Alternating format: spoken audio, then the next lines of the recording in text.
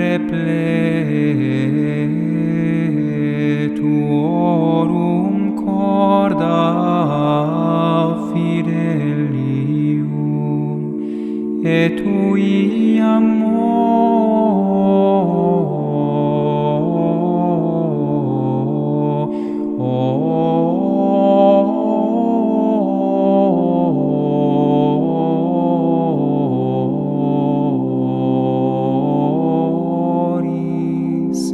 in eis signem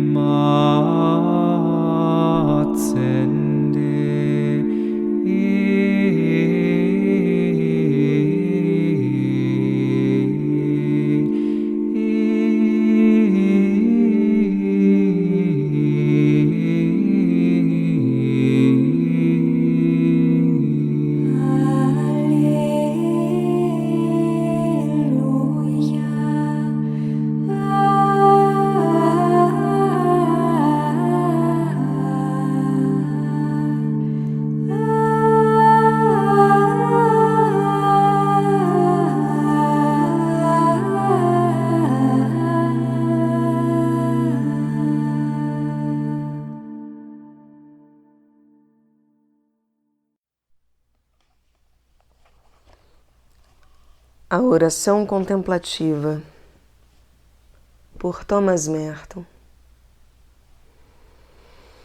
Tradução Mosteiro da Virgem, Petrópolis.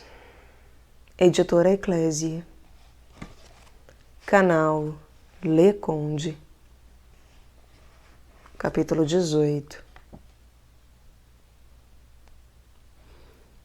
Até aqui nos concentramos na experiência pessoal do vazio que acompanha o aprofundamento de uma fé realmente séria.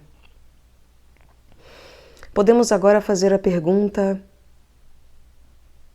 é isso realmente relevante para o verdadeiro espírito da oração monástica? Será todo esse assunto de medo, de deserto, de vácuo, de nada e de pobreza simplesmente uma desculpa para o negativismo e a inércia de um espírito subjetivo?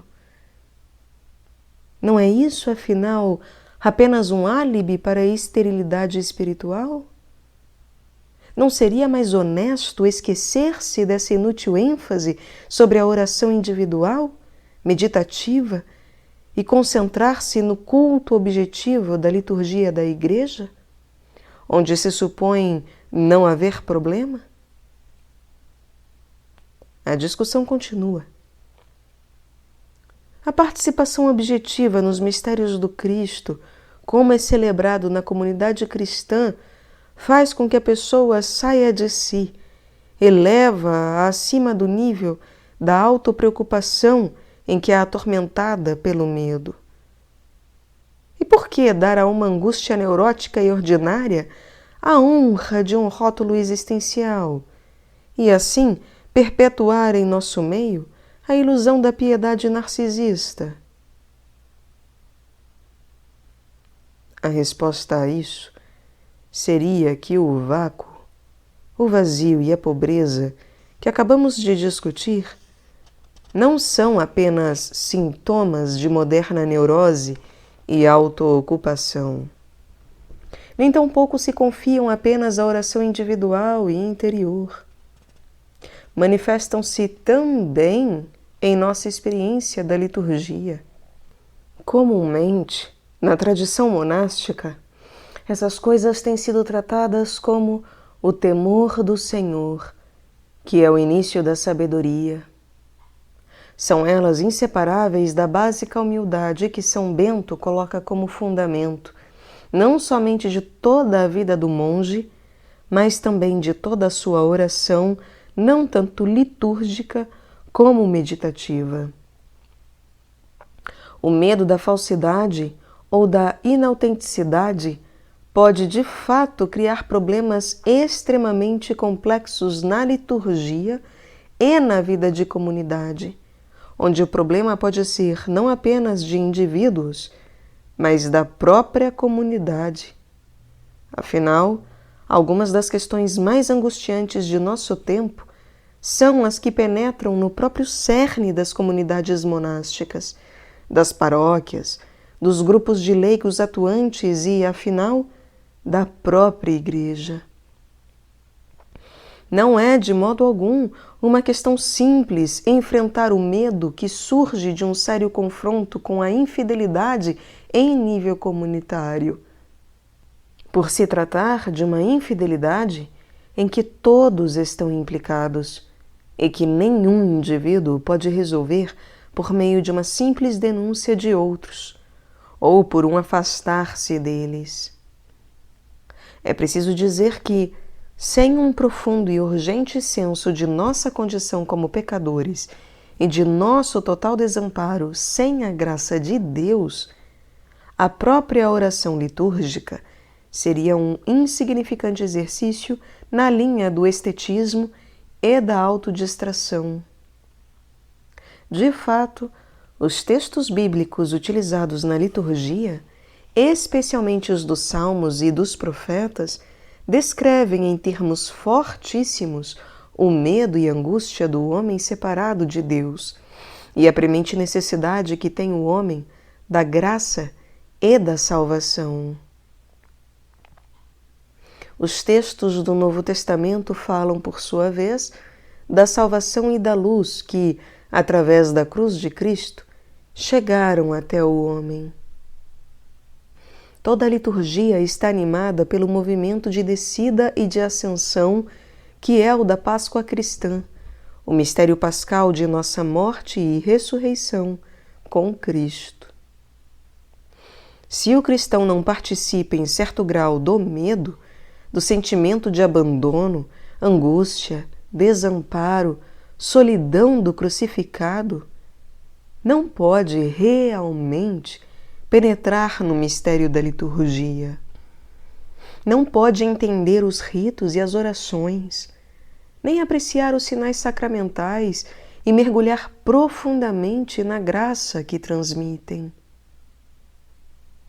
O padre Montchanin observou sabiamente como o vazio de certo otimismo superficial distribui gratuitamente uma série de clichês sobre o sentido da história e evita a realidade do medo atirando-se a uma atividade incessante e geralmente inútil. Mostram-se instrumentos cegos pelo próprio vazio de seus esforços. Continua o padre Montchanin, abre aspas,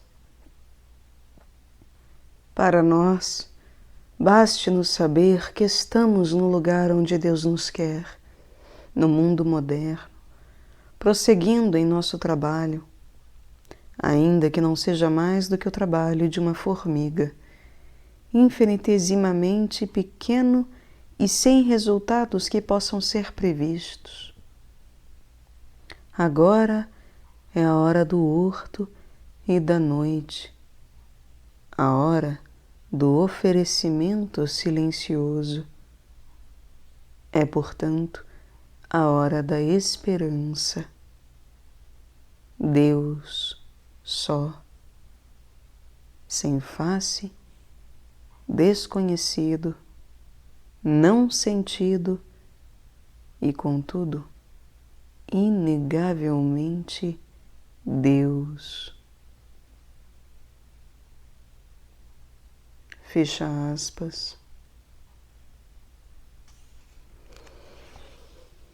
Reconheçamos francamente o verdadeiro significado e o verdadeiro desafio da mensagem cristã. Todo o querigma do Evangelho torna-se objeto de riso e até impertinente se houver uma resposta fácil para tudo em alguns gestos externos e algumas piedosas intenções. O cristianismo é uma religião para pessoas que estão conscientes da existência de uma grande chaga, uma ruptura ocasionada pelo pecado, que atinge até o mais íntimo cerne do coração humano. Essas pessoas experimentaram a enfermidade que se encontra no mais íntimo do coração do homem, alienado de Deus pela culpa, a suspeita e um ódio secreto. Se esse mal é uma ilusão, não há mais necessidade então da cruz, dos sacramentos e da igreja. Se os marxistas estão certos em diagnosticar esse medo humano como expressão de culpabilidade e desonestidade interior de uma classe alienada, não há mais necessidade de ainda pregar o Cristo. Não há necessidade da liturgia e tampouco da meditação. A história tem, contudo, de demonstrar ainda que os marxistas estão com a razão nesse ponto, pois que, avançando na direção de suas suposições rudemente otimistas, desencadearam um mal ainda maior e uma falsidade ainda mais mortífera no coração perverso do homem do que qualquer outro grupo de ideologistas, a não ser os adeptos do nazismo. E os nazistas, por sua vez, tornaram a Nietzsche um diagnóstico igualmente falso da concepção cristã do temor de Deus. É, entretanto, verdade que o espírito do individualismo, associado à cultura e à economia do Ocidente na Idade Moderna, tem efeito desastroso sobre a validade da oração cristã. Mas que se quer significar por individualismo na vida de oração? A vida interior do individualista é precisamente o tipo de vida que se fecha sobre si mesmo sem medo e repousa em si com satisfação mais ou menos permanente.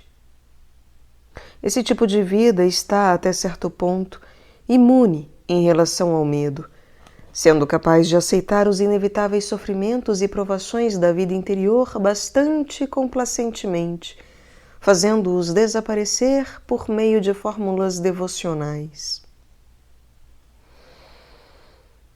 O individualismo na oração contenta-se precisamente com as insignificantes consolações do devocionismo e do sentimentalismo.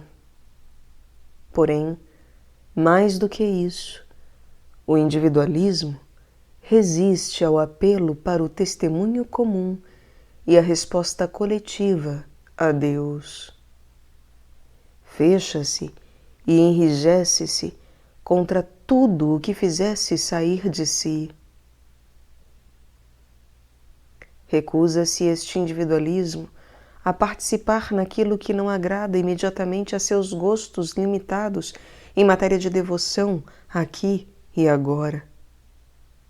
Permanece fixo e centrado numa forma especial de consolação, que é ou totalmente íntima, ou, quando muito, semi-privada, e prefere isso a tudo mais, precisamente porque não precisa e não deve ser partilhado. A finalidade dessa fixação, que pode ser teimosamente mantida com um mínimo de fé, é produzir segurança, um sentimento de identidade espiritual, uma realização imaginária e, talvez mesmo, uma desculpa para evadir-se das realidades da vida. Infelizmente, é por demais verdade que uma falsa interioridade tem salvas aparências em se tratando de pessoas piedosas que foram assim preservadas de admitir sua nulidade. Imaginaram ser capazes de amar só por serem capazes de sentimentos devotos.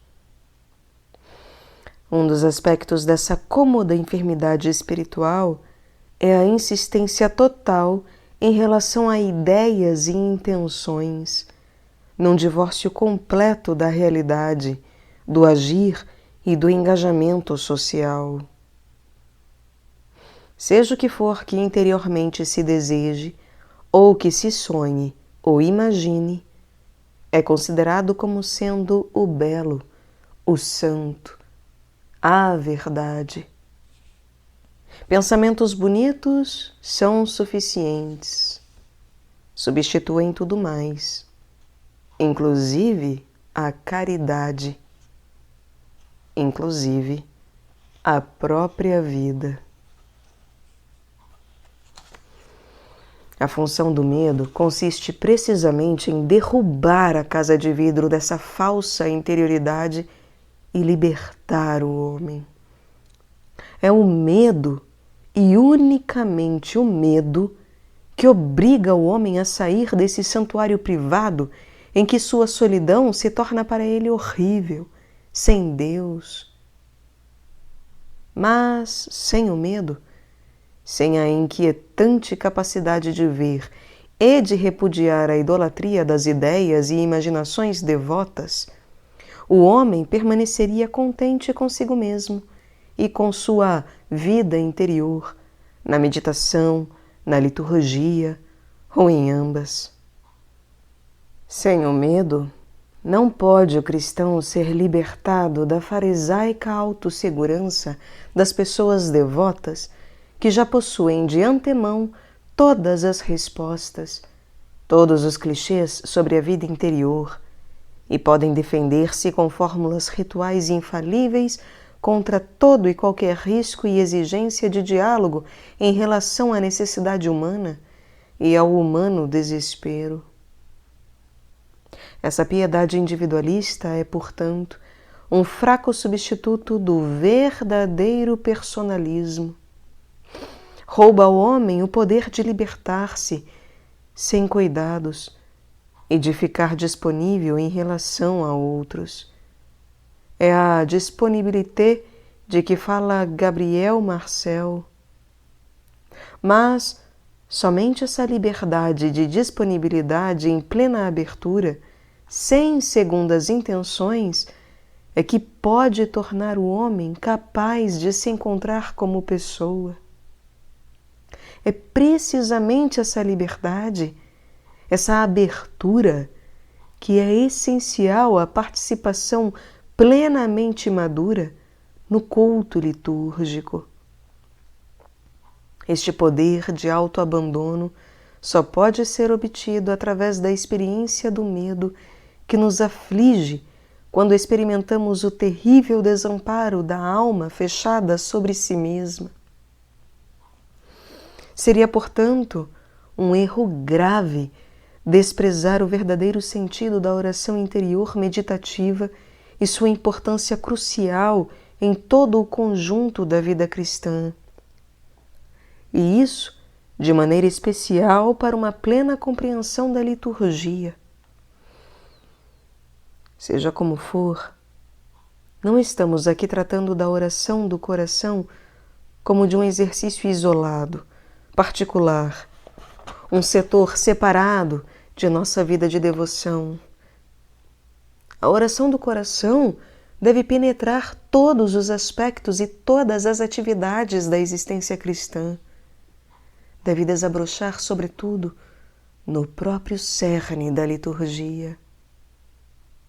Entretanto, não pode florescer onde um espírito de ativismo procura a evasão frente às exigências interiores e aos desafios da vida cristã, numa confrontação pessoal com Deus.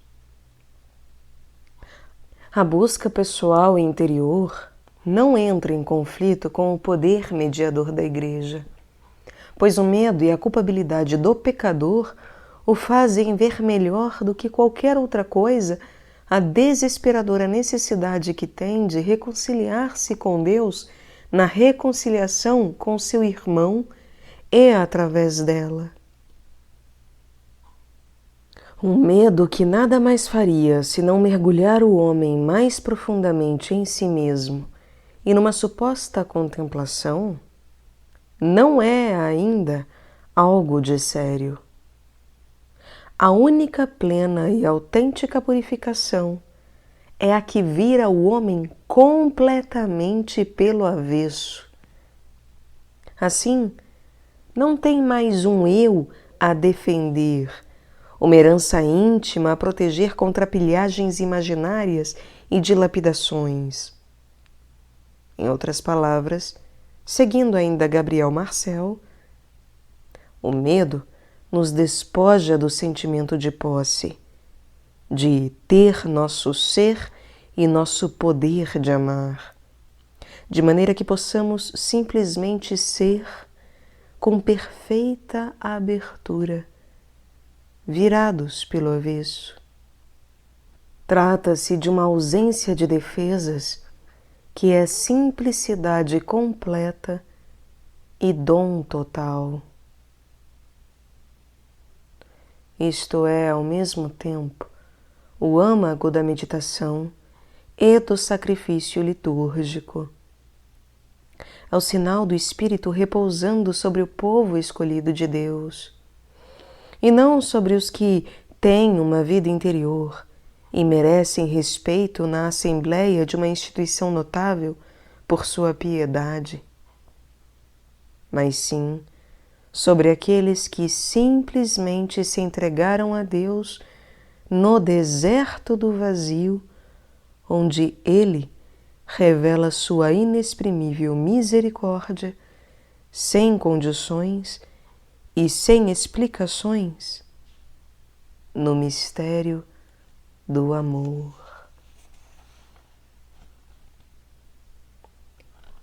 Ora, compreendemos que a maturidade plena da vida espiritual não pode ser alcançada se não passarmos primeiro pelo medo, pela angústia, pelos problemas e pelo temor que necessariamente acompanham a crise interior da morte espiritual, em que, finalmente, abandonamos nosso apego ao eu exterior, entregando-nos completamente ao Cristo.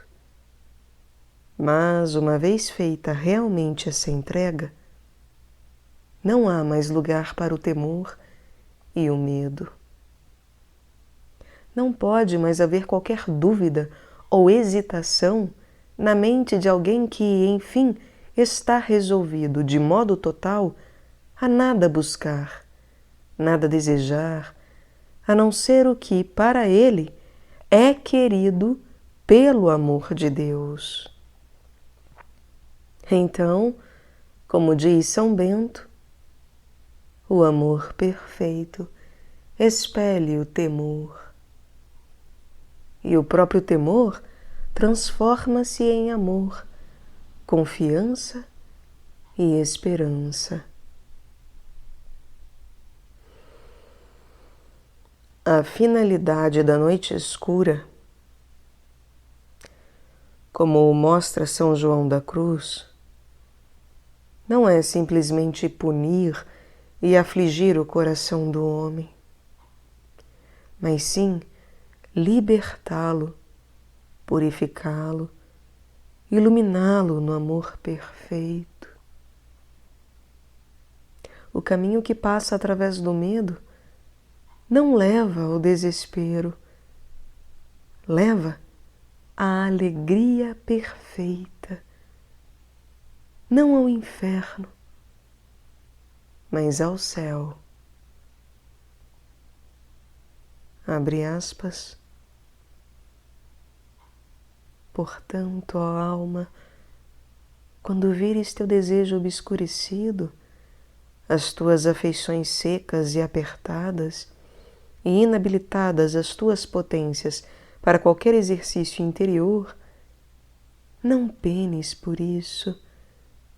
Antes, tem-no por ventura, pois que Deus te vai livrando de ti mesma, tirando-te das mãos a fazenda, com as quais, por bem que elas andassem, não obrarias tão cabal, perfeita e seguramente, por causa da sua impureza e entorpecimento, como agora, em que Deus, tomando a tua mão, te guia às escuras como a um cego, aonde e por onde tu não sabes nem jamais com os teus olhos e pés, por bem que andasses, atinarias a caminhar.